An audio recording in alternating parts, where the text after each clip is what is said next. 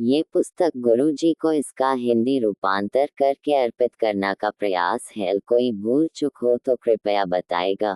हमारा किसी की भावना को ठेस पहुंचाने का उद्देश्य नहीं है। अगर इसमें कोई त्रुटि लगे जीवन तो कृपया हमें जरूरी बताएगा। 2 जून 2026। My Guruji's grace, a spiritual diary on the path of devotion. मेरे गुरुजी की कृपा भक्ति पथ पर एक आध्यात्मिक डायरी। Chapter 2 last part. प्रार्थना पहला कदम है। पेज 15 से 18। कंपाइल्ड बाय स्कडेवान। प्रार्थना पहला कदम है, प्रथम भाग।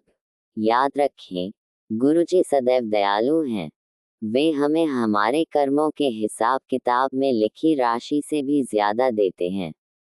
हमें मानव जीवन मिलना ही अपने आप में एक अच्छाई है। ये तथ्य कि हम गुरुजी की शरण में हैं, हमारे सौभाग्य में एक अतिरिक्त लाभ है। अपनी दैनिक प्रार्थना में हृदय से गुरुजी का नाम जपें। भगवान शिव की तरह गुरुजी भी अत्यंत दयालु और आसानी से प्रसन्न होने वाले। हम भाग्यशाली हैं कि वे हमें बुराइयों से मुक्ति दिलाने और सही राह दिखाने के लिए इस दुनिया में आए।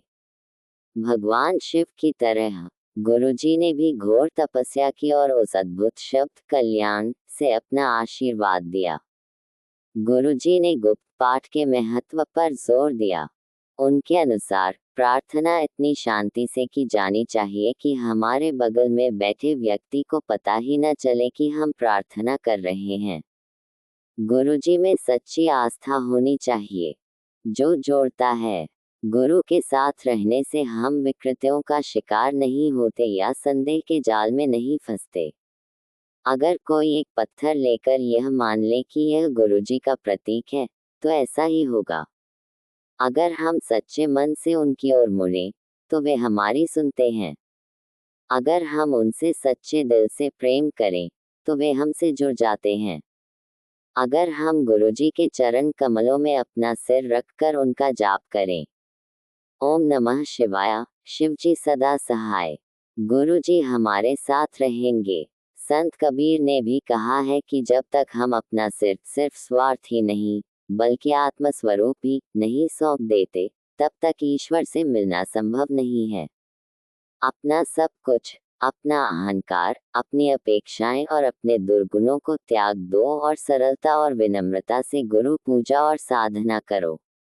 गुरुजी तुम्हें दर्शन अवश्य देंगे। भक्त के लिए विनम्र होना आवश्यक है। गुरुजी सबसे पहले अहंकार और मैं तथा मेरा की भावना को दूर करते हैं, तभी भक्त उनसे सच्चा मिल पाता है। वास्तव में गुरु भक्ति की बात करना आसान है, लेकिन उसका पालन करना अत्यंत कठिन है। गुरुजी अपने भक्त की भक्ति के सभी चरणों में उसकी ईमानदारी की परीक्षा लेते हैं। सच्चे ज्ञान से रहित और अहंकार से ग्रस्त व्यक्ति उनकी परीक्षाओं में सफल नहीं हो सकता। एक सच्चा भक्त सदैव गुरु के साथ एकाकार रहता है। भक्त और गुरु भले ही दो अलग अलग रूपों में प्रकट हों, लेकिन वे आत्मा में एक ही हैं।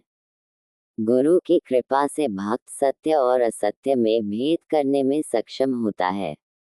निस्वार्थता ही सच्ची भक्ति की कुंजी है। बिना किसी उद्देश्य के गुरुदेव से प्रेम करने का प्रयास करें। ये कठिन है, गुरुदेव स्वभाव से ही स्वार्थी होते हैं।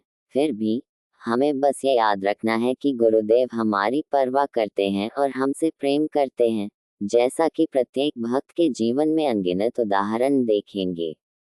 वे हम पर ऐसे आशीर्वाद बरसाते हैं जिनकी हमारी कल्पना भी नहीं की जा सकती। गुरु का सच्चा भक्त केवल उन्हीं को देखता है। वह द्वैत की दृष्टि से नहीं देखता, बल्कि केवल एक पर ही ध्यान केंद्रित करता है। वह न राम को जानता है, न रहीम को, न संत को, न ही मुक्तिदाता को। गुरु ही उसका एकमात्र मोक्ष, उसका आत्मिक आधार, जीवन की हर छोटी बड़ी कठिनाई में उसका एकमात्र मार्गदर्शक प्रकाश है।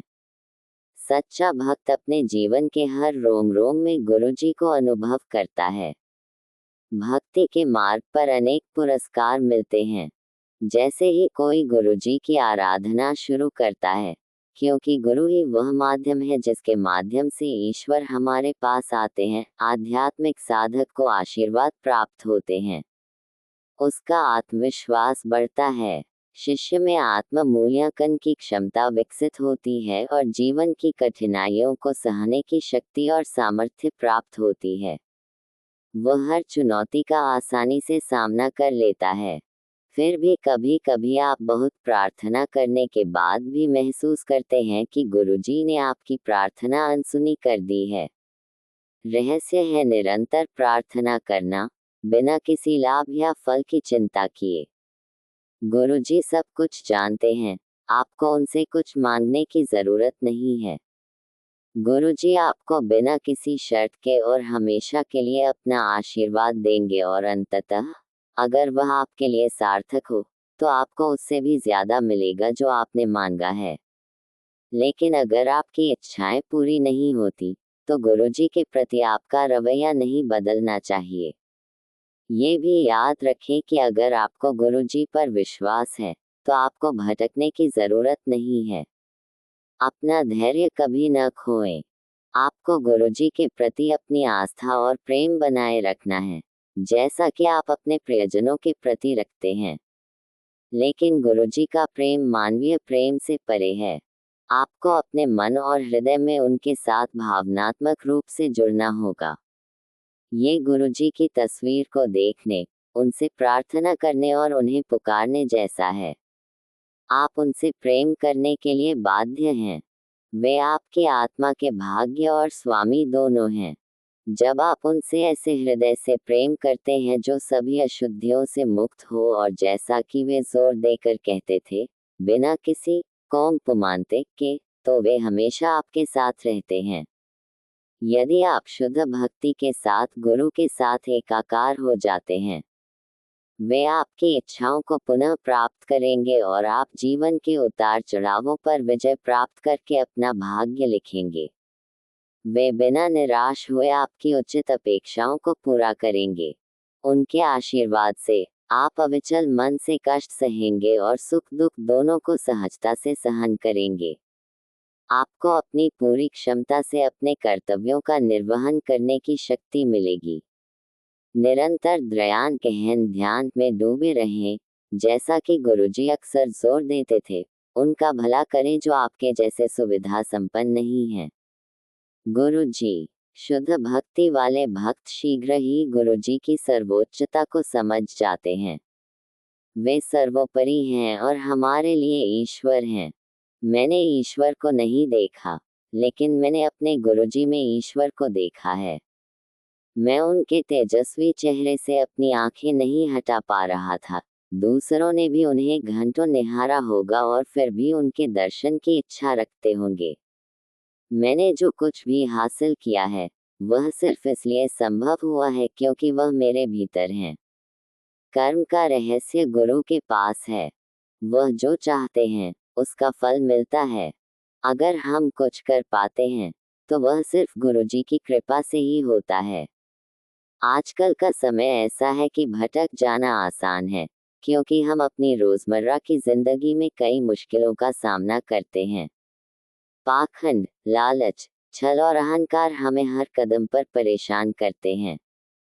हालांकि गुरुजी के आशीर्वाद से आप पाएंगे कि आपकी आदतें स्वाभाविक रूप से बदल जाएंगी और आप एक बेहतर इंसान बन जाएंगे। पवित्रता, सच्चाई, करुणा और मिलनसारता आपका स्वभाव बन जाएगी। कल पुस्तक से चैप्टर 3 गुरु भक्ति का आदर्श, पेज 18 से आगे, कंपाइल्ड बाय स्कडेवान।